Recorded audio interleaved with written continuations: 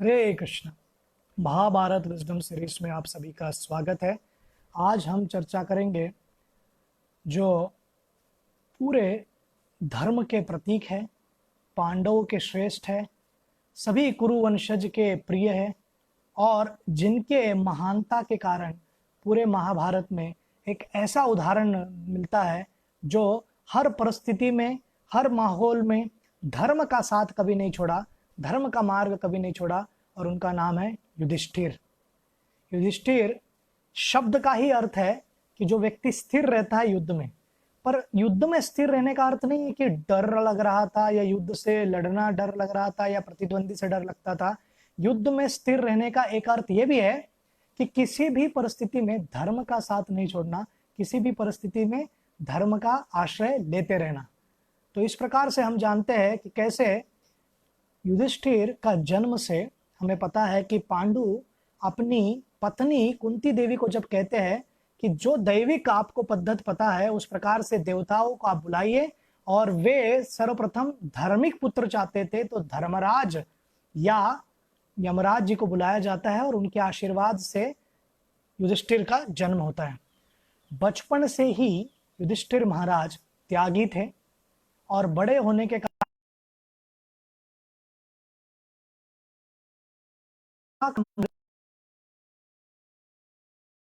बहुत आसान हुआ और छोटे 15 वर्ष थे। तो सभी जो खास करके सदैव अपनी सौतेली माँ के पुत्र थे, परंतु अपने भाइयों से भी ज्यादा प्रेम नकुल और सहदेव से करते थे युधिष्ठिर महाराज। पूरे प्रसंग को हम जब ठीक से पढ़ेंगे, डिटेल में जाएंगे, तो हमें पता चलेगा ही कि कैसे हमेशा सदैव युधिष्ठिर महाराज नकुल सहदेव को ज्यादा प्रेम करते थे, उनको स्नेह देते थे, ताकि माद्री को कभी ये ना लगे कि माता माद्री को कि वे भेदभाव करते थे, अन्य लोगों को भी कभी ना लगे। और पूरे जो 18 पर्व है उसके प्रारंभ आदि पर्व से लेके महाप्रस्थानिका पर्व तक हम देखेंगे कि नकुल सहदेव के प्रति प्रीति उनका कितना ज्यादा है। तो हम यहाँ पर देखते हैं कि दिए माता के दिए वचन, कुंती देवी हो या पिता का प्रेम हो माद्री के प्रति, उसको पूर्ण करने के लिए वे सदैव नकुल सहदेव को प्रेम देते, स्नेह देते, और सभी भाइयों में धर्म के आधार पर, सहनशीलता के आधार पर, फिर उसके बाद नम्रता के आधार पर और अन्य सभी गुणों के आधार पर वे श्रेष्ठ थे। और इसलिए अर्जुन और भीम उनसे शक्तिशाली थे, क्षत्रिय के गुणों में बहुत आगे थे, परंतु फिर भी वो उनके हर एक बात को मानते थे, और क्योंकि वो निष्ठा, नीति, नियति और धर्म के आधार पर निर्णय लिया करते थे। तो इस प्रकार से हम देखते हैं कि युधिष्ठिर महाराज जब राजा पांडु के साथ वन में थे और उनकी मृत्यु के बाद जब हस्तिनापुर लौटे, तो भीम और जो दुर्योधन है उनके बीच बहुत बार खटास होती थी, बहुत बार युद्ध का परिस्थिति निर्माण होता था या लड़ाई की परिस्थिति निर्माण होती थी, परंतु युधिष्ठिर महाराज किसी प्रकार से उसको शांत करते, वातावरण को ये करने का प्रयत्न करते, डाइल्यूट करते वो पूरे जो उत्तेजित हुआ माहौल है जहां पर एक दूसरे को मारने की परिस्थिति निर्माण हो रही है। तो हर प्रकार से वो युधिष्ठिर महाराज सदैव दुर्योधन को अपना भाई समझते थे, उनको प्रेम देने का प्रयत्न करते थे, पर दुर्योधन को सदैव ऐसा लगता था। क्यों? क्योंकि युधिष्ठिर महाराज दुर्योधन से बड़े थे और स्वाभाविक रूप से धृतराष्ट्र जो कि केवल एक केयर टेकर राजा थे, कुछ समय के बाद उनको ये राजगद्दी छोड़नी होगी और युधिष्ठिर महाराज ही राजा घोषित होंगे, उनको पता था। ये जानते हुए भी युधिष्ठिर महाराज को कोई आसक्ति नहीं थी राज सिंहासन से, और अपने भाइयों को, कौरवों को उतना ही स्नेह और प्रेम देते थे। परंतु आप कितने भी महान क्यों ना हो, कोई व्यक्ति आपके प्रति द्वेष करता है और उनके हृदय में द्वेष भावना है, आप कितना भी प्रयत्न क्यों ना कर लो, परंतु उनको कुछ ज्यादा उससे फर्क पड़ता नहीं है और द्वेष की भावना उनकी बढ़ते ही रहती है। तो इसी प्रकार से हम देखते हैं कि कैसे युधिष्ठिर महाराज और पांडव गुरुकुल में भी जब सीख रहे थे तो भाला फेंकने में सबसे अव्वल नंबर के व्यक्ति बन जाते हैं। और द्रोणाचार्य देखते थे कि युधिष्ठिर महाराज जब भाला फेंकते थे तो बड़े से बड़े चट्टान में भी छेद करके वो भाला निकल आता था। तो और रथ चलाने में भी बहुत माहिर थे, तो रथ चलाने के लिए, और रथ चलाना मतलब रथ में बैठकर युद्ध लड़ना, और उसकी कलाओं में बहुत महान थे और भाला फेंकने में बहुत महान थे। धनुर्विद्या और गदा चलाने में भीम और अर्जुन बहुत आगे थे। तो युधिष्ठिर महाराज को किसी प्रकार से दुर्योधन को लगता था कि मैं संभाल लूंगा, परंतु भीम और अर्जुन को दुर्योधन नहीं संभाल सकते, उनको थोड़ा बहुत पता था, इसलिए वो प्रयत्न करते थे कि सदैव उनके पास कोई ऐसा व्यक्ति आ जाए जो उनको सहायता करे इनसे लड़ने में। तो हम देखते हैं कि कैसे यहाँ पर युधिष्ठिर महाराज लक्षाग्रह में जब उनको भेजा जाता है, और युधिष्ठिर महाराज को अनेक अनेक भाषाएं आती थी, गुरुकुल में उन्होंने अनेक अनेक भाषाओं की शिक्षा भी ली थी कृपा से। तो विदुर के जो प्रतिनिधि है, वे प्रतिनिधि उनको म्लेच्छ भाषा में बताते हैं। और हमने कुंती के एपिसोड में भी सुना था कि किस प्रकार से जो शत्रु है आपको जो साधारणता जो अस्त्र शस्त्र रहते हैं उनके अलावा किसी और अन्य मार्ग से मारने का प्रयत्न करेंगे। वन में जब अग्नि लगती है तो सभी प्राणी भागने लगते हैं, मृत्यु हो जाता है, केवल सर्प अपने बिल में जाता है और बच जाते हैं। और जो अपने इंद्रियों को संयम करता है, इंद्रियों को अंदर खींचता है इंद्रिय भोग से, वही व्यक्ति सुखी रह सकता है, वही व्यक्ति आगे जा सकता है। इस जानने के बाद किसी को कुछ नहीं समझता है वो कोड लैंग्वेज, केवल युधिष्ठिर को समझ में आता है कि वो बोलने का प्रयास कर रहे हैं कि जो कौरव है या अन्य हमारे शत्रु है वो इस प्रकार से नियोजन किए पुरोचन के मार्गदर्शन के अंदर कि इस पूरे महल को ये लक्षाग्रह का बना हुआ है और इसको अग्नि दे देंगे और हमको जलाकर राख करने का उनका प्रयोजन है। और दूसरा, हमको वो कह रहे हैं कि सुरंग बनाइए और सुरंग के मार्ग से निकलिए और अपने प्राणों को बचाइए।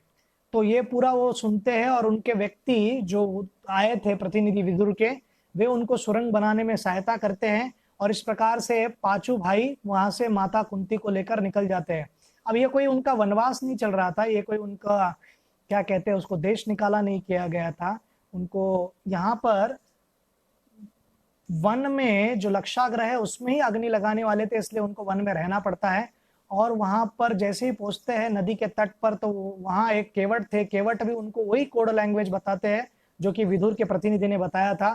तो इस प्रकार से बताने के बाद वो समझते हैं कि ये विदुर के ही व्यक्ति है और विदुर उनका प्राण बचाते हैं। तो युधिष्ठिर महाराज की बुद्धि इतनी तेज थी कि वो समझ पाए।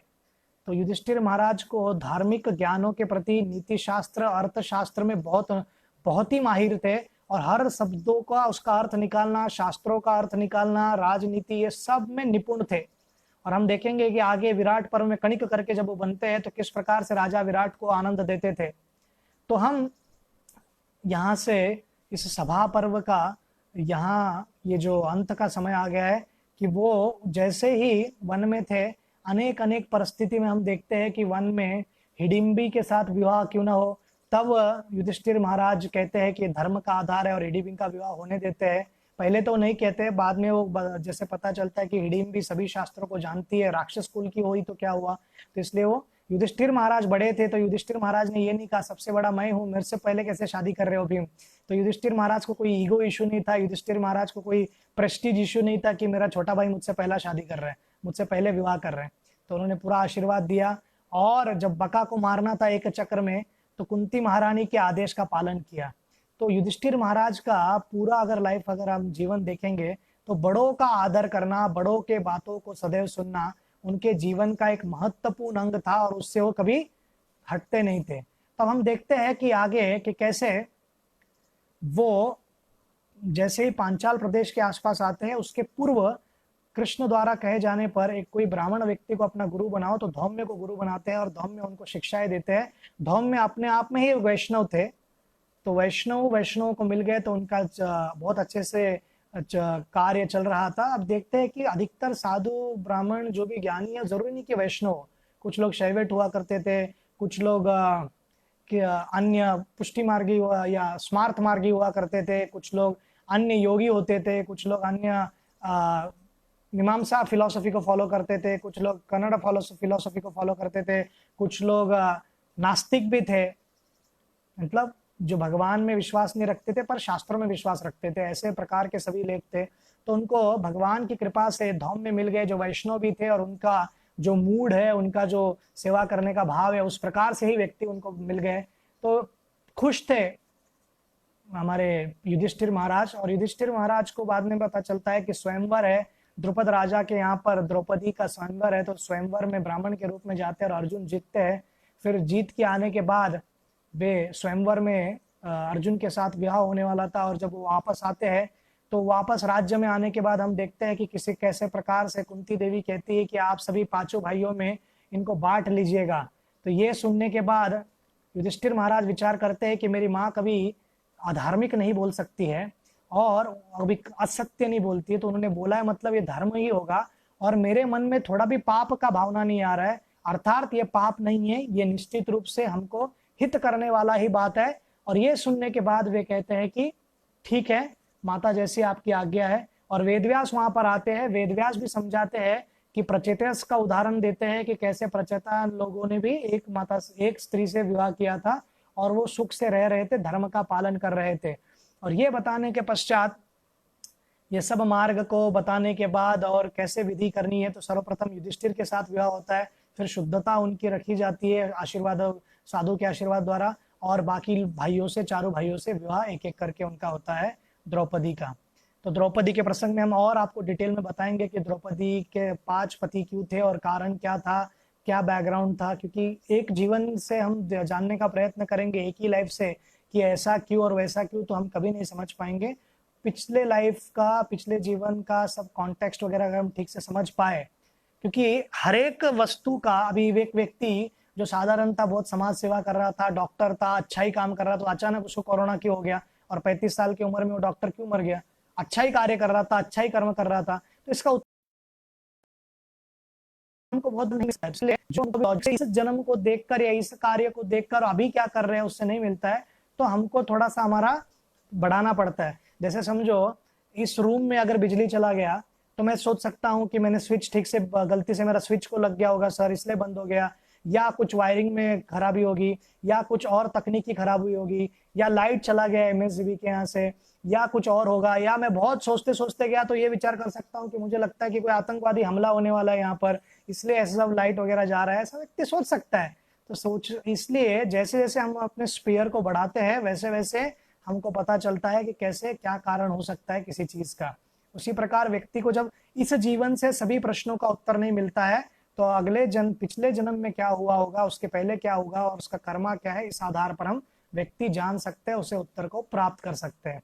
तो हम देखते हैं कि किस प्रकार से युधिष्ठिर महाराज को जब ये पता चलता है और वेदव्यास के मार्ग पर वो पालन करते हैं, और जब राज्य में वापस आते हैं तो नारद मुनि जब वो वनवास से, जो वन के लिए थोड़ा समय के लिए थे, वो वहां से जब रिटर्न आते हैं, फिर उसके बाद इंद्रप्रस्थ राज्य का निर्माण किया जाता है। महान राज्य का निर्माण करने के बाद खांडवप्रस्थ से इंद्रप्रस्थ, फिर एक बार नारद मुनि वहां पर आते हैं और श्रीपाद नारद मुनि उनको सुंड और उपसंड की कथा बताते हैं कि ये दोनों भाई थे और दोनों दो शरीर एक आत्मा की तरह थे, और उनको वरदान था ब्रह्मा द्वारा कि जब कोई भी व्यक्ति उनको मार नहीं सकता है, केवल और केवल वो एक दूसरे को अगर मार दिए तो ही उनका मृत्यु होगा। और दोनों को इतना एक दूसरे पर आत्मविश्वास था, क्योंकि प्रेम था उतना। तो फिर इंद्र के कहने पर ब्रह्मा जी एक अप्सरा का निर्माण करते हैं, उनका नाम था तिलोत्तमा। तो तिलोत्तमा के हर एक अंग इतने सुंदर थे कि अप्सराओं में भी सर्वश्रेष्ठ लग रही थी, और वो जैसे आई दोनों भाई एक दूसरे को कहने लगे तुम्हारी बहन है मेरी पत्नी है, तुम्हारी बहन है मेरी पत्नी है, और दोनों में तिलोत्तमा को लेकर युद्ध चालू हो गया, लड़ाई चालू हो गई, और इतना देर तक लड़े कि एक दूसरे का प्राण निकल गया और इस प्रकार इनकी मृत्यु होगी। तो नारद मुनि उनको कहते हैं आप पांचों भाई धार्मिक हो, आपके प्रति आदर है सबका, हम सब जानते हैं युधिष्ठिर, फिर भी हमको कभी भी सहज नहीं लेना चाहिए कोई संबंध को। तो एक मैं आपको मार्ग बताता हूँ, मार्ग इस प्रकार से है, हर एक भाई द्रौपदी के साथ 1 वर्ष तक एकांत में रहेंगे, और एकांत में जब वो मिलते रहेंगे तो दूसरा कोई भाई उनसे मिलने नहीं आएगा। तो 1 वर्ष तक द्रौपदी एक पति के साथ रहेगी। तो इस नियोजन का पालन किया जाता है। फिर अर्जुन एक दिन जब एक ब्राह्मण थे, उनके गाय और अन्य सामग्री जो यज्ञ करने के लिए सामग्री होती है और किसी प्रकार से ले जाते हैं डाकू, तो वो आकर कहते हैं अर्जुन को, और तभी युधिष्ठिर महाराज के साथ द्रौपदी अपने प्राइवेट चेंबर्स में थी। तो किसी प्रकार से अर्जुन विचार करने लगे अगर मैं अंदर कैसे जाऊं, क्योंकि इस पूरे नियम का ऐसा था कि अगर कोई व्यक्ति उस समय में आ जाए तो उसको फिर थोड़े देर के लिए एग्जाइल के लिए जाना पड़ेगा, वनवास के लिए जाना पड़ेगा, थोड़ा वन में जाना होगा, उसको दंड मिलेगा। तो अर्जुन ने बहुत विचार किया, परंतु उन्होंने विचार किया कि दंड मिला तो भी चलेगा, परंतु इस ब्राह्मण की सेवा करना है। तो क्योंकि गांडीवा उनके कक्ष में था, वो जाकर वो गांडीवा धनुष बाण लेते हैं, वो डाकू से सब मुक्त कराते हैं, गायों को लाते हैं, उनके सामग्री को लाते हैं और उनको दंड देकर दुष्टों को, ब्राह्मण को प्रसन्न करते हैं। और फिर युधिष्ठिर महाराज के सामने जब वो जाते हैं तो युधिष्ठिर महाराज को कहते हैं कि मुझे आशीर्वाद दीजिए भैया, मैं वनवास के लिए जा रहा हूँ। तो कहते हैं वनवास में जाने की क्या आवश्यकता है, क्या आग पड़ी है, आवश्यकता क्या है? तो कहते हैं कि नहीं, मुझे जाना होगा क्योंकि मैंने इस प्रकार से नियम को भंग किया है। युधिष्ठिर महाराज कहते हैं कि मैं बड़ा भाई हूँ, पिता तुल्य हूँ, ये अगर समझो मेरी पत्नी है द्रौपदी अभी, तो ये मेरी माँ, आपके दोनों के सामने आप बच्चे के समान हो, तो अगर आप अंदर आ भी गए तो आपको कोई अपराध नहीं हुआ है। फिर भी अर्जुन कहते हैं मुझे धर्म का पालन करना चाहिए, और वो चले जाते हैं। और हमें पता है कि कैसे किस प्रकार से वो पूरे इसमें अर्जुन बहुत सारे आशीर्वाद लेते हैं। चित्रंगदा से विवाह होता है, फिर उलूपी से विवाह होता है, फिर सुभद्रा से विवाह होता है। तो इस प्रकार से अर्जुन एडवर्सिटी को प्रॉस्पेरिटी में बदल देते हैं। किसी व्यक्ति को दंड मिला है और उनका 3-3 शादी हो जाए, ऐसा इतिहास में किधर वर्णन नहीं है, पर अर्जुन वो कर सकते हैं क्योंकि उतने बलवान थे, उतने बड़े योद्धा थे और तपस्वी थे। तो उनको वनवास ऐसा नॉर्मल रामचंद्र की तरह वनवास नहीं था कि आप भोग नहीं कर सकते, विवाह नहीं कर सकते। ये तो केवल राज्य से बाहर निकलने का उनको दंड था। तो इस प्रकार हम देखते हैं कि कैसे युधिष्ठिर महाराज धर्म का पालन करते हुए फिर विचार कर रहे थे एक बार कि क्यों ना युधिष्ठिर महाराज को मिलने के लिए एक बार श्रीपाद फिर नारद मुनि आते हैं, और नारद मुनि उनको सब प्रकार राज्य कैसे चलाना चाहिए, बड़ों का ध्यान कैसे रखना चाहिए, जो युद्ध में जो घायल हुए जो वृद्ध लोग हैं या जो वेटरन्स है उनकी सेवा कैसे करनी चाहिए, स्वास्थ्य कैसे होना चाहिए मंत्रालय, फिर अन्य लड़कियों का कैसे ध्यान देना चाहिए, फिर उसके बाद बच्चियों का कैसे ध्यान देना है, फिर उसके बाद गायों का कैसे ध्यान देना है, अन्य पशुओं का कैसे ध्यान देना है, चोरी न हो, अपराध न हो, इसके ऊपर ध्यान कैसे दिया जाए। इन सभी प्रकार के कार्यों को ठीक प्रकार से अर्थशास्त्र, धर्मशास्त्र, नीति शास्त्र, राजा का रोल क्या होना चाहिए, फिर हर एक व्यक्ति को भक्ति मार्ग में कैसे जोड़ सके, धर्म के बारे में ज्ञान कैसे दे, गुरुकुल की शिक्षाएं कैसी होनी चाहिए, मंत्री कैसे होना चाहिए, कौन सा मंत्री कौन सा पद लेने के लिए उपयुक्त है, आपके सलाहकार कैसे होने चाहिए, भाइयों के प्रति आपका संबंध कैसे होना चाहिए, पत्नी के प्रति आपका संबंध कैसे होना चाहिए, कुंती के प्रति आपका संबंध कैसे होना चाहिए, यहाँ तर आपके जो शत्रु है वो दूता अलग अलग प्रकार के गुप्त दूत भेजकर आपके ज्ञान ले रहे हैं, तो उनको कैसे पकड़ना है, उनको कैसे जानना है, गुप्तचर लोगों को, ये सब का ज्ञान कहते हैं। देखिए युधिष्ठिर, आपके पूरे कुरुवंश की महानता को बढ़ाने के लिए आपको एक राजसूय यज्ञ करने की आवश्यकता है। तो राजसूय यज्ञ के बारे में जब वो सुनते हैं तो कहते हैं कि राजसूय यज्ञ हम करना क्या होगा। तो किसी प्रकार वो बताते हैं कि कैसे आपको चारों दिशाओं में लोग आपके जो प्रतिनिधि है वो जाएंगे, और सब राजा अगर आपके प्रति समर्पित भावना से है तो आप वो राजसूय यज्ञ कर सकते हो। तो इस कार्य के लिए वो विचार करते हैं कि पहले जाके कृष्ण से विचार विमर्श करता हूँ। तो वे द्वारका जाते हैं और द्वारका जाने के बाद कृष्ण से मिलते हैं। कृष्ण उनके, क्योंकि युधिष्ठिर महाराज उनसे बड़े थे, तो कृष्ण उनके चरणों का स्पर्श करते हैं, आशीर्वाद लेते हैं। फिर युधिष्ठिर महाराज और वो वहां पर बैठ जा विचार करने लगते हैं। फिर कृष्ण उद्धव को पूछते हैं कि ये राजसूय यज्ञ करना आपको कैसे लगता है। तो उद्धव उनको बताते हैं कि देखो, एक तीर से 2 निशाना लग जाएगा। एक तो इनका राजसूय यज्ञ हो जाएगा, और जरासंध जैसा पापी व्यक्ति इस धरती पर जितने राजकुमारों को, राजाओं को बंदी बनाकर मानवों की बलि दे रहा है, और नरभक्षक है वो, मानवों की बलि दे रहा है, तो उन मानवों के बलि को रोकने के लिए, राजाओं को मुक्त करने के लिए हमको ये राजसूय यज्ञ करना होगा। दोनों कार्य हो जाएगा। तो इस राजसूय यज्ञ करने का पूर्ण रूप से अच्छा नियोजन है और मैं इसमें पूरा सहमत हूँ। तो ये कहने पर चारों दिशाओं में चारों भाइयों को भेजा जाता है युधिष्ठिर महाराज। फिर वो जरासंध का वर्णन सुनने के बाद युधिष्ठिर महाराज, अगर उनका आप स्वभाव देखोगे हमेशा, तो नॉन कन्फ्रंटेशन वाला स्वभाव था। भीम का मतलब हमेशा कन्फ्रंटेशन, आओ लड़ाई होनी चाहिए, उनको हमेशा इच्छा रहती थी खास करके दुष्टों को मारने का। युधिष्ठिर महाराज सदैव प्रयत्न करते थे कि एकदम शांति से सब निपट जाए। पर यहाँ पर हम देखते हैं कि कृष्ण के बताने के बाद भी वो विचार करते हैं कि जरासंध अगर इतना बलशाली है तो क्यों उससे लड़ना है। तो कृष्ण, आपके प्राण को भी मैं धोखे में नहीं दे सकता। अभी कृष्ण भगवान है, परंतु वो क्योंकि संबंधी थे तो और भगवान के भक्त है, तो कभी कभी वो माया, योग माया के शक्ति के अंदर भूल जाते हैं कि कृष्ण भगवान है। और दूसरा वो कहते हैं कि अर्जुन और भीम भी मुझे बहुत प्रिय है, उनको नहीं भेजूंगा मैं। फिर वो कहते हैं कि आपको, कृष्ण उनको समझाते हैं कि आप चिंता मत करो, भीम सक्षम है और उनको मार देगा। तो कृष्ण, अर्जुन और भीम स्वयं जाते हैं और ये विचार करते हैं कि युद्ध पूरा नहीं लड़ना है, फुल स्केल युद्ध।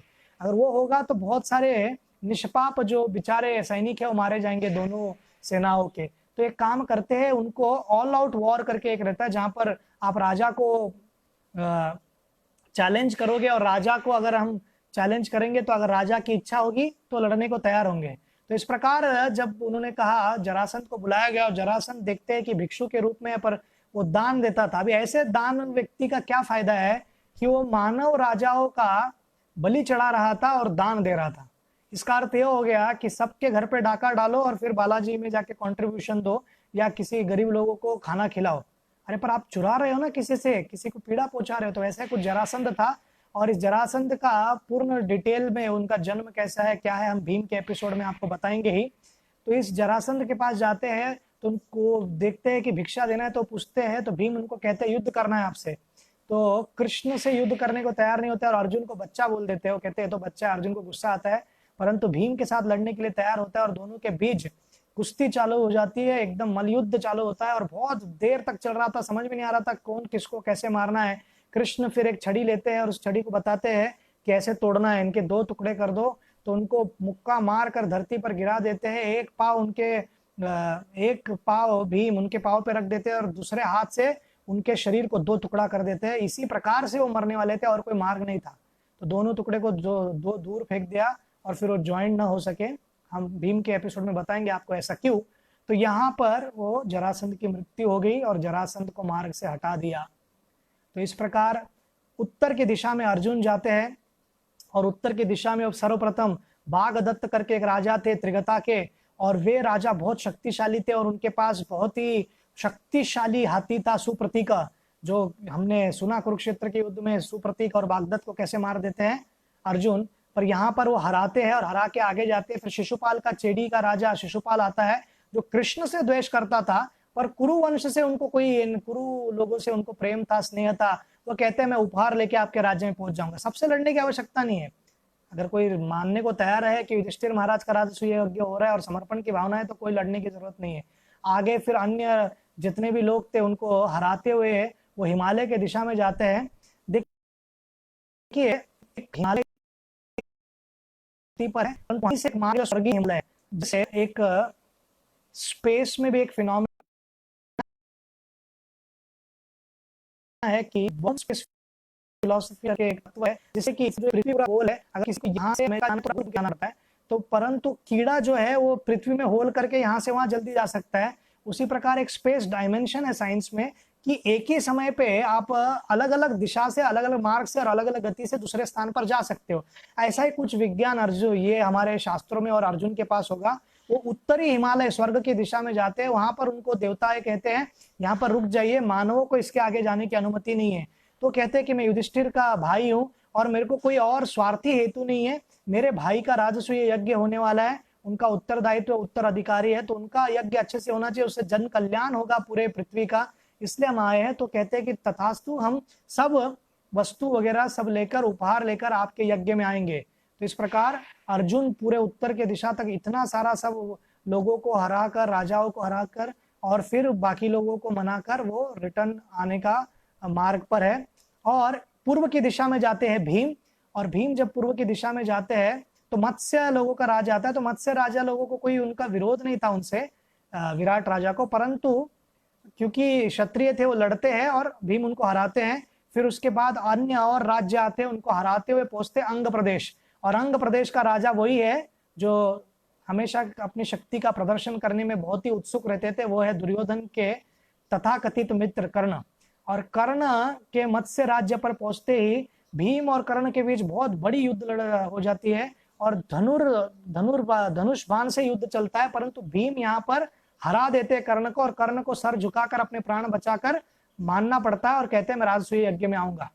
तो ये एक और उदाहरण है कि अर्जुन को कोई डर नहीं था कर्ण से। यहाँ तो भीम ने हरा दिया था उनको युद्ध से पहले, और युद्ध में भी 2 बार हराते हैं, और अभिमन्यु एक बार पूर्ण रूप से परास्त कर देते कर्ण को।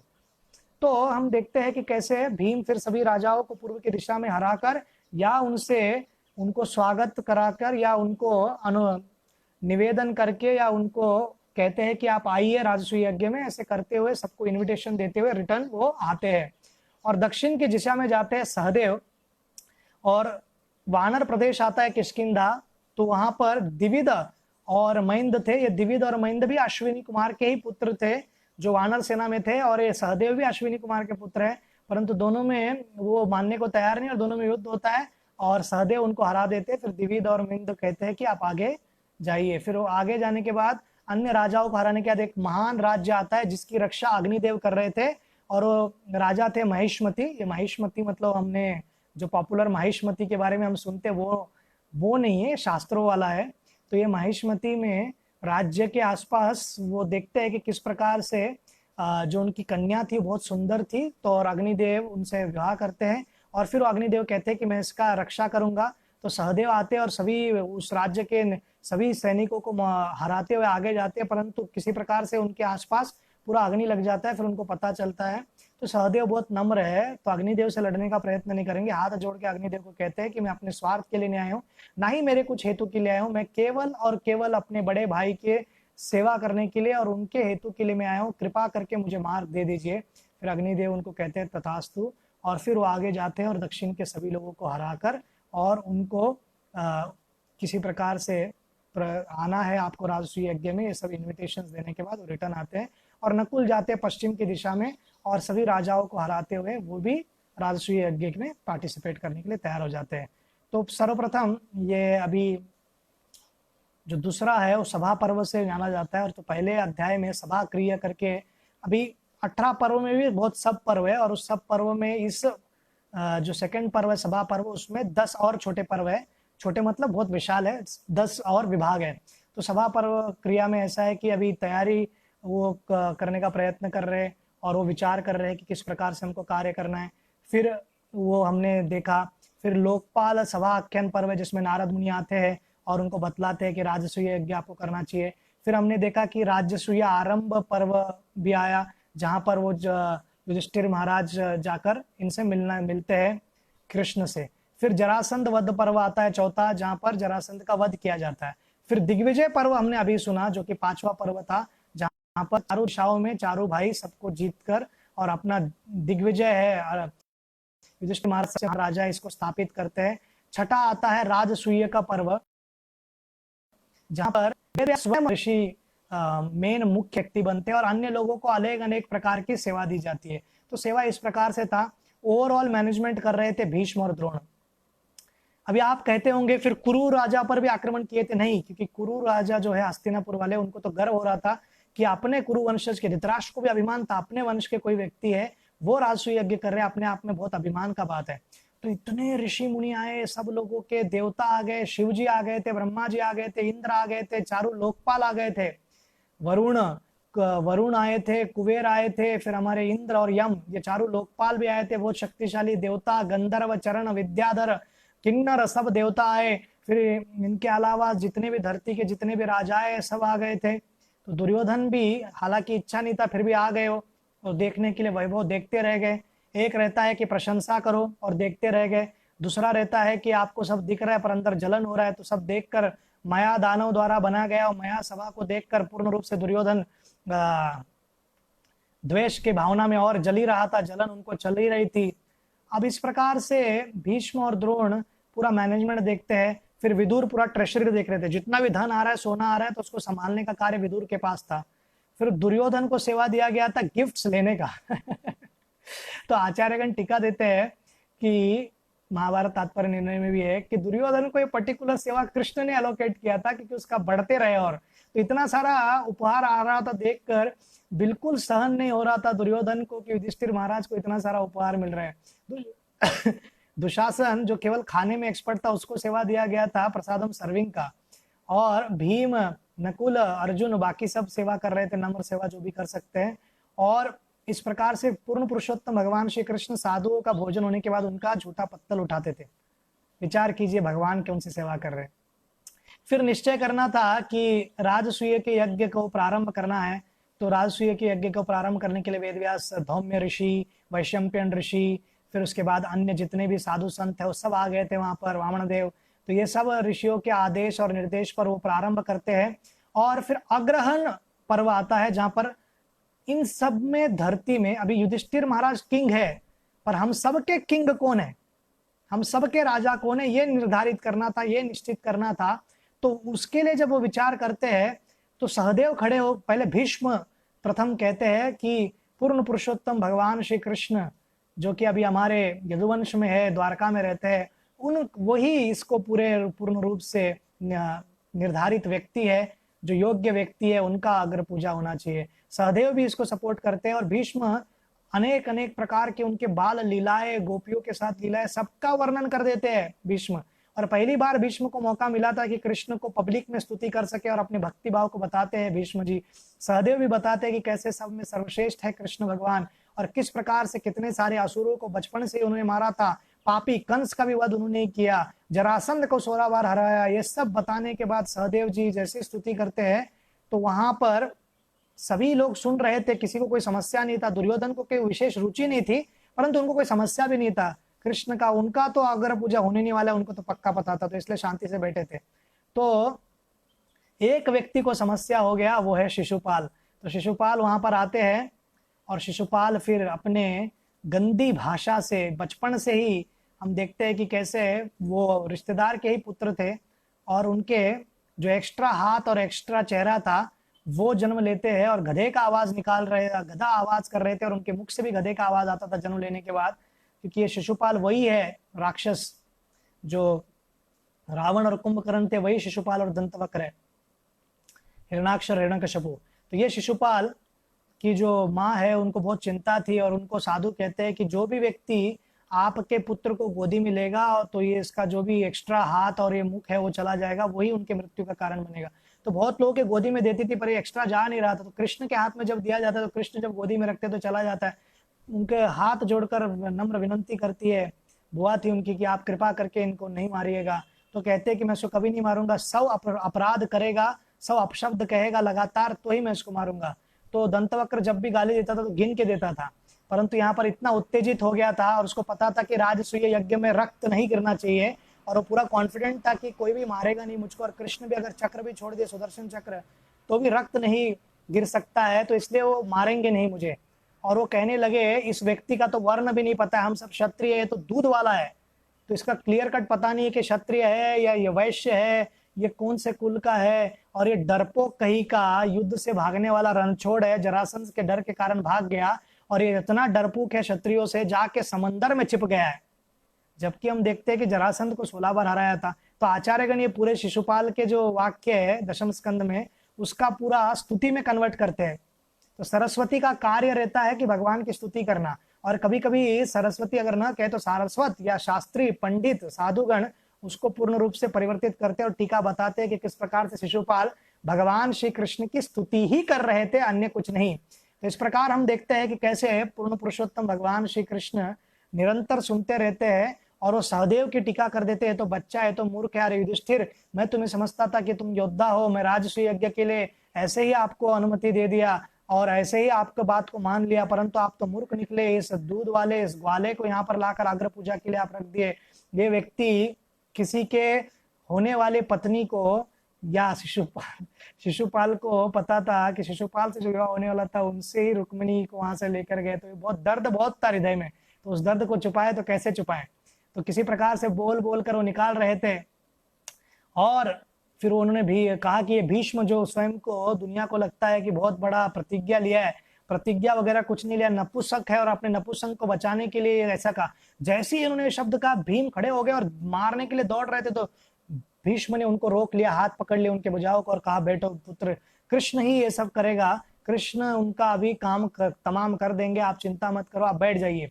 तो कृष्ण देखते हैं कि उत्तेजित होकर ये व्यक्ति क्रॉस कर देता है उस लिमिट को और कृष्ण सुदर्शन चक्र को छोड़ते हैं, उनका सर धड़ से अलग और एक रक्त भी नहीं गिरता है। देखकर पूरे लोग आश्चर्यचकित हो जाते हैं और उनके शरीर से वो ज्योति निकलती है और कृष्ण में समा जाती है, सायुज मुक्ति की तरह शिशुपाल को मिल जाता है। तो हम देखते हैं कि किस प्रकार से ये सब देखने के बाद सब लोग को पता चलता है कृष्ण कितने महान है। दुर्योधन हर एक प्रकार का देख रहे, कर्ण भी देख रहे, पर उनको विश्वास नहीं होता था, उनको लगता था जादूगर है, कुछ हो गया, कभी कभी हो जाता है गलती से, पर ये भगवान थोड़ी ना होंगे। देख रहे हैं दुर्योधन, फिर भी समझ में नहीं आ रहा है। तो यही विडंबना है इस जगत की, यही सबसे बड़ा आश्चर्यचकित का बात है कि सब कुछ दिखते हुए, सब कुछ जानते हुए भी लोगों को कभी कभी अनजाने से व्यवहार करते हैं, क्योंकि मूर्खता है, क्योंकि द्वेष इतना ज्यादा है पांडवों से कि बाकी सब उनके नेत्रों पर एकदम कालिक की तरह या अंधेरा या पर्दा डाल देता है और दिखता नहीं उनको। तो इस प्रकार से सुंदर राजसूय के यज्ञ का दिन आ जाता है। फिर द्रौपदी सुंदर अनेक प्रकार से सुगंधित जो अर्घ रहते हैं, जो वस्तु रहता है, उससे स्नान करती है, उनको केसों को धोते हैं सब लोग, और युधिष्ठिर महाराज का स्नान होता है और दोनों बैठ जाते हैं और फिर यज्ञ प्रारंभ होता है और राजसूय यज्ञ, इतना महान यज्ञ को सफल किया जाता है। सब ऋषि मुनि सब साधुगण आशीर्वाद पे आशीर्वाद देते रहते हैं सब लोग। फिर उसके बाद राजसूय यज्ञ संपन्न होने के बाद कृष्ण अपने बाकी साधुगण सब एक एक करके जाने लगते हैं। दुर्योधन विचार करते हैं कि थोड़ा देखता हूँ क्या है, थोड़ा दिन रुक जाते हो, और वो ढूंढने, जब दुर्योधन के एपिसोड में तो हम आपको क्लियरली बताएंगे सब कुछ कि कहाँ कहाँ वो ये होते हैं, परंतु उनको मायावी वो महल ठीक से देख नहीं पा रहे थे, तो कभी तालाब लग रहा, उनको लगता था कि यहाँ पर जमीन है, यहाँ पर फ्लोर है, चलते जाते थे और गिर जाते थे पानी में। तो स्वाभाविक रूप से कभी कोई इतना शक्तिशाली घमंडी व्यक्ति हो और ऐसा हो जाए तो हंसते ही है, तो नेचुरली थोड़ा हंसा उन्होंने, परंतु उनको कोई अपशब्द नहीं कहा। जैसे द्रौपदी के प्रसंग में कहा जाता है कि अंधे का बेटिया अंधा, ऐसा कभी द्रौपदी ने कहा नहीं है। ये केवल आज के टीकाकार जिनको केवल स्पिन देना है स्टोरी को वही लिखते हैं, ऐसा कभी नहीं कहा है। फिर जाके दरवाजा, उनको लगता था कि जैसे गोल गुंबज में वगैरह होता है ना, तो जाकर और दरवाजे को ठोक देते थे। कभी उनको लगता था कि दरवाजा है नहीं इधर, तो फिर ऐसे चल जाते थे, तो फिर गिर जाते थे। इस प्रकार से अनेक प्रकार से उनको समझ में नहीं आ रहा था। तो दुर्योधन इसको साधारणतः अपने को एक क्या कह सकते हैं, एक उपहास न लेते हुए एक हर्ष का मौका है, एक जोक है, एक ऐसी लाफ्टर है, हंसी में ले लेना चाहिए। परंतु दुर्योधन जैसा व्यक्ति इसको अपमान के साथ लिया और फिर वो गुस्से में वहां से चले गए। और वहां से जाने के बाद धृतराष्ट्र को कहते हैं कि देखो कैसे इतना बड़ा उन्होंने किया, मुझको सहन नहीं हो रहा है, मुझको आत्महत्या करने की इच्छा हो रही है। तो धृतराष्ट्र कहते हैं पुत्र आप ऐसे क्यों कह रहे हो, आपको सब प्रकार का सुख सुविधा सब कुछ तो मैंने प्रदान किया है, फिर आप ये विचार क्यों कर रहे हो। तो वे उनको बताते हैं कि 8वां जो हुआ शिशुपाल वध पर्व के बाद 9वां पर्व आता है द्युत पर्व, जो द्रुत क्रीड़ा या द्रुत क्रीड़ा खेलने की इच्छा होती है। अब युधिष्ठिर महाराज का एक वीकनेस अगर आप ढूंढ सकते हैं तो उनको ये गैम्बलिंग का गेम खेलने में बहुत रुचि था। पर ये गैम्बलिंग गेम कैसे, हम लोग कुछ लोग टाइम पास करने के लिए पत्ता खेलते हैं ना, तो फ्रेंडली गेम खेलते थे वो, क्या पैसा दाव पे नहीं लगाते, जुआ नहीं करते थे। तो हम देखते हैं कि विश्व भर में जुआ बहुत ही बड़ा खेल है और पीढ़ी दर पीढ़ी लोग खेल रहे। लास वेगास जो शहर है उसके लिए गैम्बलिंग के लिए फेमस है। अमेरिका में सब प्रकार के कैसीनो वगैरह भरे हैं, पर लास वेगास मकाऊ के पास नहीं आ सकता है।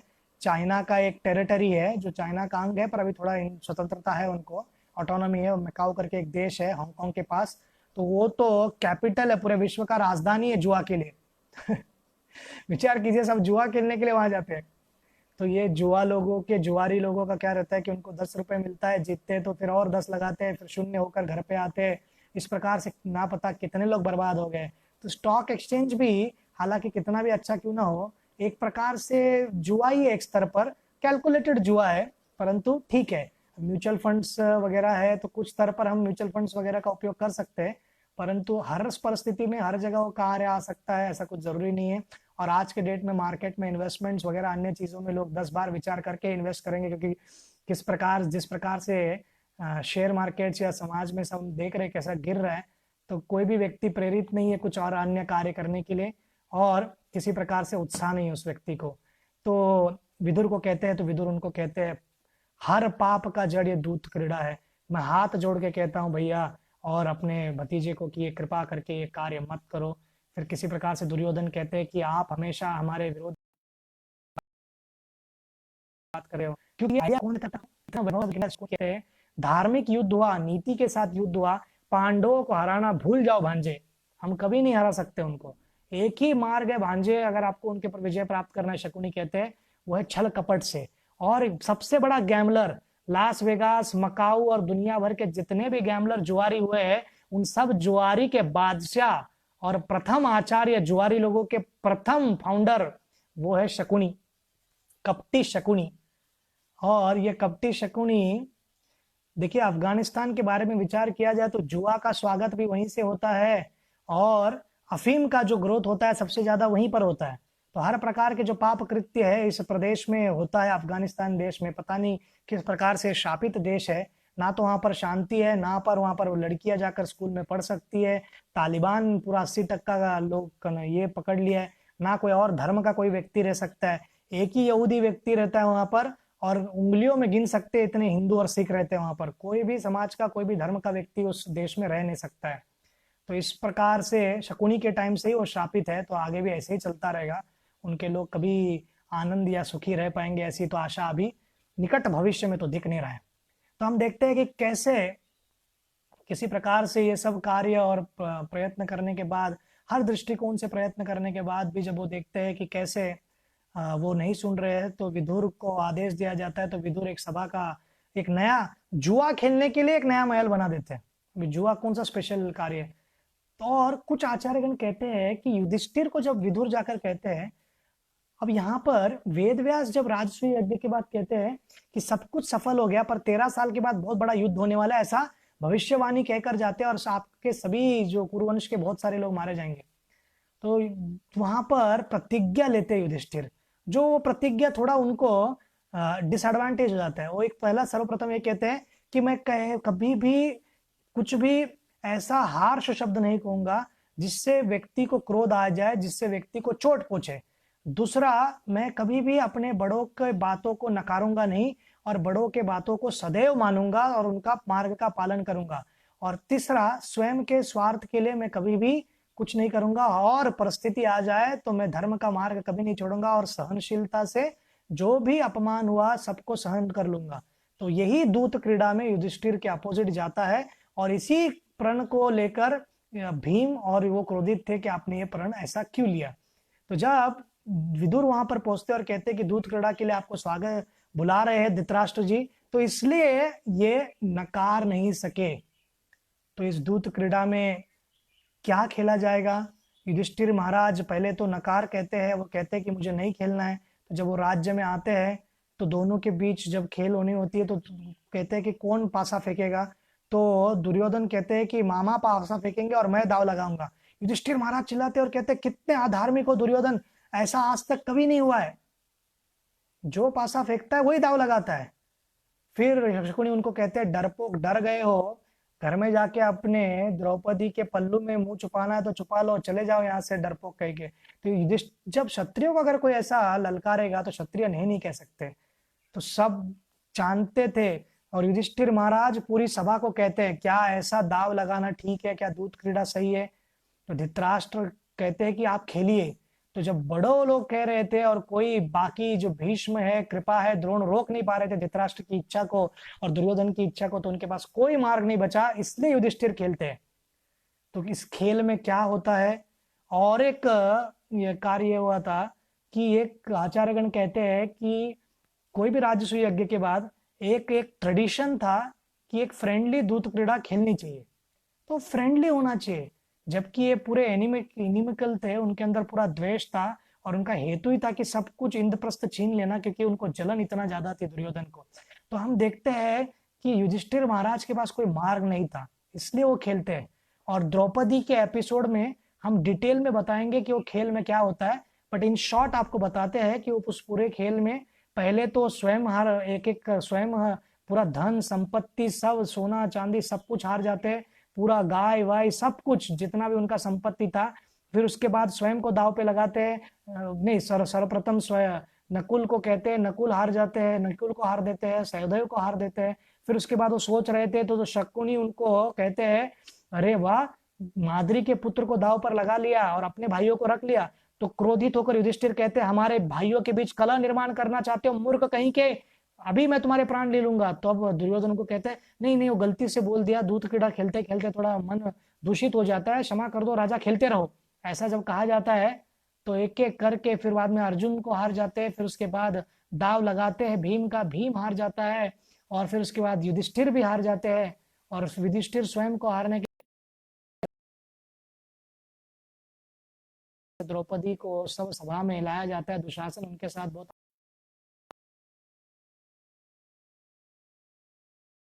अपमानित रूप से उनकी नम्रता कथा है, उसका से वो द्रौपदी के किस परिस्थिति पर क्या उपयोग किया गया। और पूरे सभा में जब द्रौपदी पूछती है कि क्या वो मुझको दाव लगाना कोई धार्मिक कार्य था, तो सब लोग धृतराष्ट्र भी कहते हैं हमको क्षमा कर दो, क्योंकि उनको पता था द्रौपदी अगर श्राप दे दी तो पूरे कुरुवंश का नाश हो जाएगा। तो 3 वरदान कहते हैं। तो सर्वप्रथम कहते हैं कि जो मेरे नकुल और सहदेव उनको मुक्त कर दो। फिर उसके बाद अपने बाकी पतियों को मुक्त कराती है, धन संपत्ति सब वापस ले लेती है, और उसके बाद इन सब के जो साथ जो भी हुआ है और ये पूरे दूत क्रीड़ा को इनवैलिड कर दो या इसका कोई भी इम्पोर्टेंस नहीं रहेगा, ऐसा कर दो। तो धृतराष्ट्र डर के मारे सब वरदान दे देते हैं। और इस प्रकार से हम देखते हैं कि ये सब मिलने के बाद वो जब जाते हैं तो आधे रास्ते से वापस, तो अनुदूत पर्व करके 10वां पर्व है जिसमें वापस वो खेलते हैं। और फिर इस बार दाव लगता है कि अगर तुम जीतोगे तो इंद्रप्रस्थ ले लो, दुर्योधन कहते हैं, और मैं जीता तो मैं हारा तो आप मेरा हस्तिनापुर ले लो। तो इस प्रकार से दोनों खेलते हैं। और कोई हार गया तो 12 साल के लिए वनवास के लिए जाएगा और 1 वर्ष अज्ञातवास में रहना होगा। एक बार अज्ञातवास में अगर पकड़ा गया तो फिर 12 साल के लिए फिर वनवास के लिए जाना पड़ेगा आपको। तो फिर युधिष्ठिर महाराज खेलते हैं। और युधिष्ठिर महाराज, कोई प्रश्न आएगा किसी के मन में कि क्यों खेलते हैं फिर वापस, अगर एक बार इतनी गलती हो गई है और धार्मिक थे सब थे, फिर खेलते क्यों है? तो मैंने जैसे वो कहा था आपको कि बड़े अगर कहेंगे तो बड़े का आदेश का पालन करना है। दूसरा, क्षत्रियों को ललकारने के बाद उनको खेलना ही पड़ता है। तीसरा, वो सोचते हैं कि जो अपमान हुआ है उसको वापस सम्मान कुछ प्राप्त करे। और आचार्यगण ये भी कहते हैं कि किसी प्रकार से युधिष्ठिर को लगता था कि अगर इसको नकारना मतलब कायरता की बात है, क्योंकि योद्धाओं को कोई भी क्रीड़ा हो या युद्ध में ललकारने के बाद नहीं कह सकते। परंतु द्रौपदी के प्रति जो हुआ युधिष्ठिर महाराज को भी लगता है बुरा है, भीम को भी लगता है कि बुरा है। तो भीम के प्रसंग में हम आपको बताएंगे कि भीम क्या क्या शब्द कहते हैं युधिष्ठिर महाराज जी को। इस प्रकार वो उनको वनवास के लिए भेजा जाता है। तो वनवास जाते वक्त पांचों पांडव लोग क्या विचार करते हैं, द्रौपदी क्या विचार करती है, कुंती को विदुर कहते हैं कि आप रुक जाइए, आप वयोवृद्ध हो, आप कृपा करके मत जाइए। और धृतराष्ट्र को समझाया जाता है साधुओं द्वारा कि आप बुलाइए इनको। तो धृतराष्ट्र कुछ नहीं सुनते और उनको वनवास के लिए भेज देते हैं। तो इस प्रकार से हम देखते हैं कि जब ये पांचों पुत्र जा रहे हैं तो उनका दशा क्या है, उनका रूप क्या है, आचार्य क्या टीका देते हैं। और आगे के युधिष्ठिर पूरे अंत के प्रसंग तक के बारे में जानने के लिए हम इसके बारे में चर्चा करेंगे कल। आप सभी ने ध्यानपूर्वक सुना, आप सबका बहुत बहुत धन्यवाद। हरे कृष्णा।